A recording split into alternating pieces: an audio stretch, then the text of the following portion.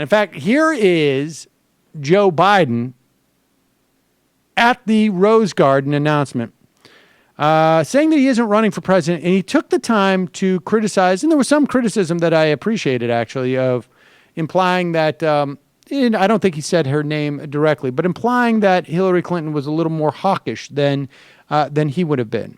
But in this instance, he chastises Hillary Clinton for her, and not by name, for her comments that Republicans were her enemies. Now, I think she was joking, but I think she shouldn't have been joking, because of course they are. And what's really one of the reasons why I'm very glad that Joe Biden's not running, aside from him being a horrible presidential candidate, and really on a policy level not being terribly different from Hillary Clinton, was because of what he says here. Because in a moment, I'm going to take you back to a different time. But here's Joe Biden saying that Republicans aren't our enemies.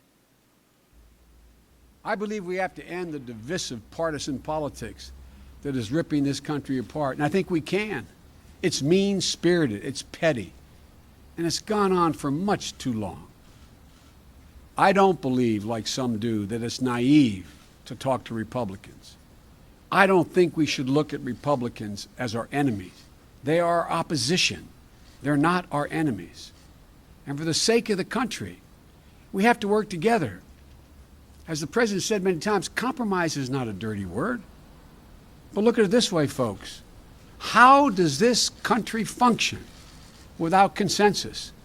How can we move forward without being able to arrive at consensus? 4 more years of this kind of pitched battle may be more than this country can take. We have to change it. We have to change it. Okay, now let me refute everything he's just said. It is incredibly naive. It is incredibly naive to think that you can deal with Republicans. In fact, we know this because he was part of the administration that learned this lesson. Digby's got a great post on this, but we've talked about this many, many, many times.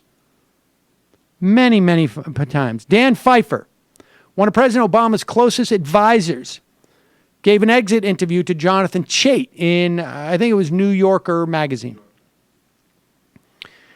And via Digby, I'm going to quote Chait. The original premise of Obama's first presidential campaign was that he could reason with Republicans, or else by staking out obviously reasonable stances, force them to moderate or be exposed as extreme and unyielding. It took years for the White House to conclude that this was false. And that, in Pfeiffer's word, what drives 90% of this stuff is not small tactical decisions or personal relationships, but the big macro political incentives. In other words, let me sum up what that paragraph means. It is naive to believe that you can deal with Republicans, and it's even worse than naive to believe that after having been in an administration for 8 years that got that handed to them day after day after day. It's more than naive. It's willfully ignorant. When he says that compromise, as the president says, compromise is not a dirty word, it's also naive. It means that you don't have the ability to read a poll that shows for Republicans, compromise is in fact a dirty word. It is one of the worst things that you can do as a Republican. And if the polls that tell you that time and time again aren't enough evidence, look who is in the lead of the Republican presidential sweepstakes. Seriously. Donald Trump and Ben Carson, 2 lunatics whose entire campaigns, one is more soft-spoken, one is more abrasive, but they are both premised on, I will never give an inch. And then I would also say the one time that Joe Biden was allowed and sent out by President Obama to negotiate, he caused far more damage than being obstinate. In 2011, when we were at the debt ceiling, and Harry Reid had a strategy to have talks break down with McConnell and force these guys to deal with their own base. Joe Biden went behind his back, cut a deal that was a crappy deal for Democrats that emboldened the Republican caucus. Not only did it help the Republicans in the 2012 elections, not only did it help the Republicans in terms of emboldening them for future debt ceiling fights, setting us back a couple of years, but we got a crappy deal at that time as well. So I'm glad Joe Biden's not running.